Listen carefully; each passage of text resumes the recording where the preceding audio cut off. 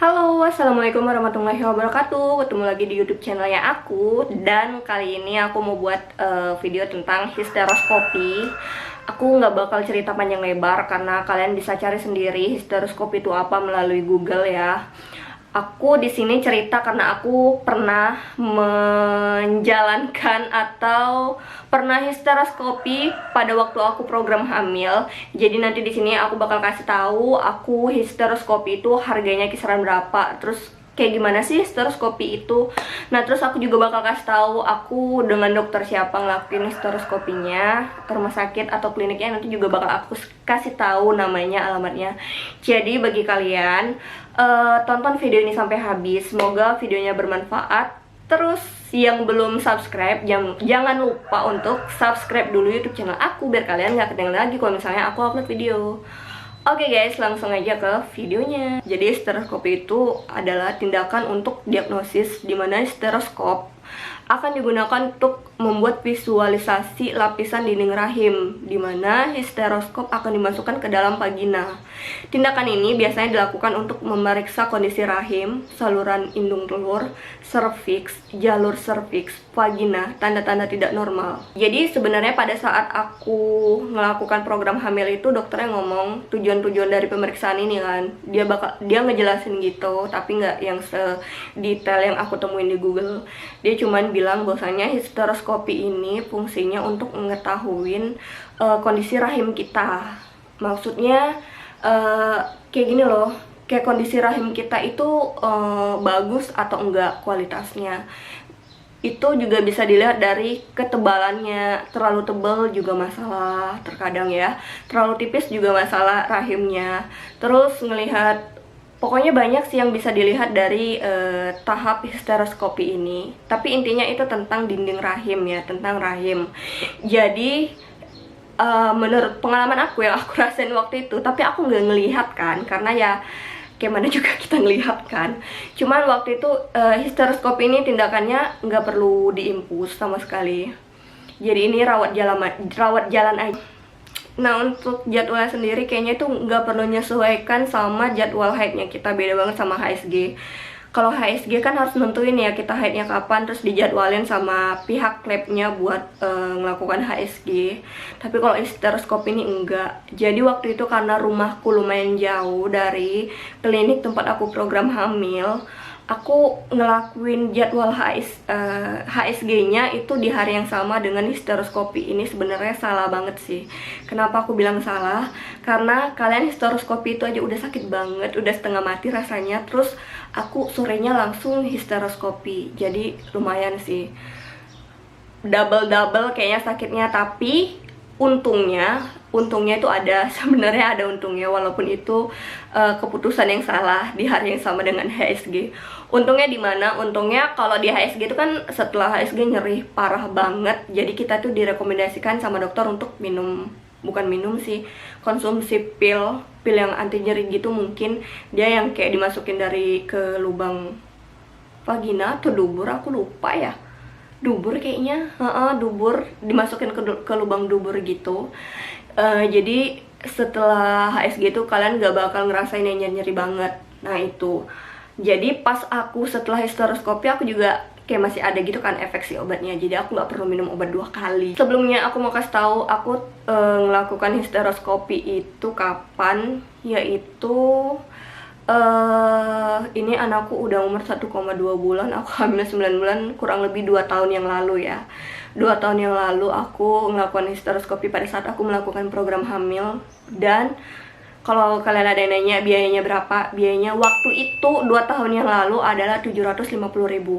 Jadi harganya tuh nggak berpatokan sih, beda rumah sakit, beda klinik, beda dokter, itu pasti beda biaya kan. Terus kalau misalnya kalian ada yang nanya juga apa histeroskopi ini cuman dilakukan untuk orang yang mau program hamil aja, jawabannya enggak harus orang yang program hamil untuk melakukan histeroskopi. Karena terkadang orang yang kayak kita wanita gitu kan, entah kita punya gejala penyakit yang enggak kita inginkan, bisa juga dilakukan deteksi dengan histeroskopi. Terus untuk ibu-ibu yang keguguran, untuk ngangkat sisa-sisa apa ya, sisa-sisa janinnya gitu bisa juga dilakukan dengan histeroskopi. Jadi waktu itu aku sore histeroskopi, waktunya itu nggak lama, kurang lebih itu berapa ya, sejaman aja, paling sejam atau 2 jam gitu, nggak sampai 2 jam pokoknya, kayak sejaman lebih gitu lamanya, cuman waktu itu nunggu dokternya aja. Oh ya, aku bakal kasih tahu aku program hamil.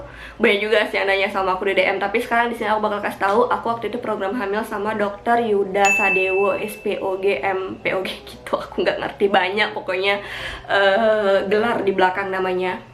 Jadi dokternya itu kliniknya ada di Klinik Wulandari Medan. Klinik Wulandari itu jalan apa ya?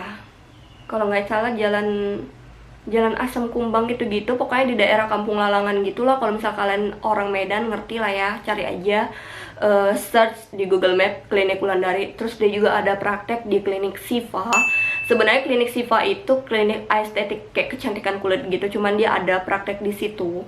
Terus Dr. Yuda Sadewa juga ada prakteknya di Halim Fertility di Rumah Sakit Stella Maris yang sama Dr. Binarwan Halim itu ya. Nah, jadi bagi kalian yang penasaran, nah itu tadi udah aku sebutin. Kayaknya udah aku kasih tahu nama dokternya udah, terus gambaran umum histeroskopi juga udah. Aku sekarang bakal kasih tahu gimana rasanya di histeroskopi. Jadi sebenarnya menurut yang aku tahu dari kacamata aku, masyarakat awam yang nggak ngerti apa-apa dari dunia kedokteran, jadi histeroskopi itu kita nggak diinfus, nggak perlu dirawat juga. Tindakan medis yang nggak terlalu ini ya, nggak dibius juga, nggak dibius. Jadi sakitnya itu terasa banget, parah sih sakitnya, hampir sama kayak HSG. Nah itu kayak aku ngelihatnya sih kayak kamera gitu, karena waktu aku ngebaring gitu di samping aku ada layar yang dokternya tunjukin ke aku kondisi rahimnya aku, jadi aku bisa ngeliat banget kondisi rahim aku kan. Yang aku tahu kayak dokter itu kayak ada kameranya gitu dimasukin ke dalam vagina kita, jadi bisa ngelihat kondisi rahim kita gimana.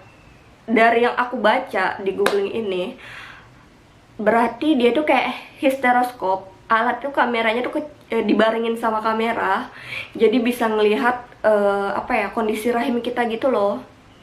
Pokoknya waktu itu aku tuh kayak kebaring langsung dokternya kasih tahu, nah ini rahim kamu semuanya bagus, nggak ada yang bermasalah, alhamdulillah di rahim aku.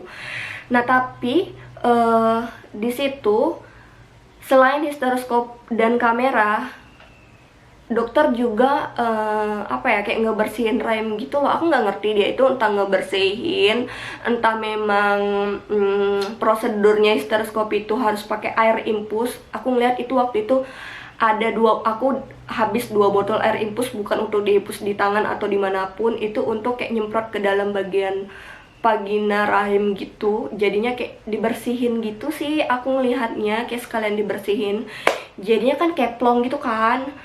Tapi itu rasanya emang sakit banget. Jadi itu tadi mungkin karena bantuan dari HSG dan histeroskopi, jadinya tubuh aku plong, terus rahim aku juga plong, bersih.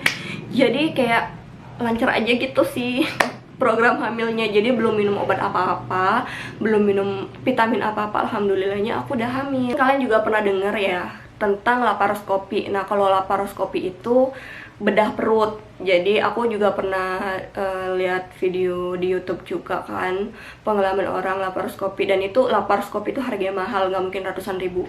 Ada yang bilang sama aku tuh sampai 40 juta, ada yang bilang sampai 60 juta, tergantung sama dokter dan rumah sakit lagi-lagi ya. Nah itu bener-bener bedah perut.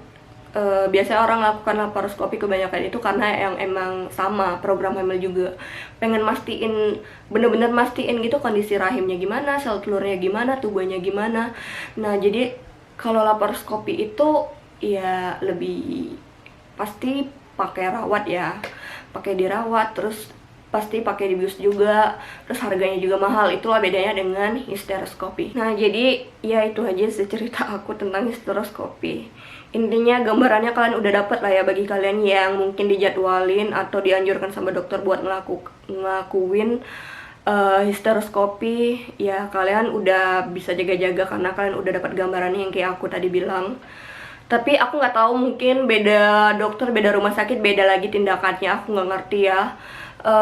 Tapi kalau misalnya ada yang mau kalian tambahin atau saran, kalian boleh komen di bawah, jadi kita bisa sama-sama ngerti. Nah, dan yang lagi program hamil juga, jadi lebih banyak pengetahuan kalian yang lagi program hamil, kalian cepetan bisa nyusul kayak aku. Karena sekarang anakku Habib udah umur 1 tahun 2 bulan. Aku seneng banget, dia sehat dan dia aktif banget.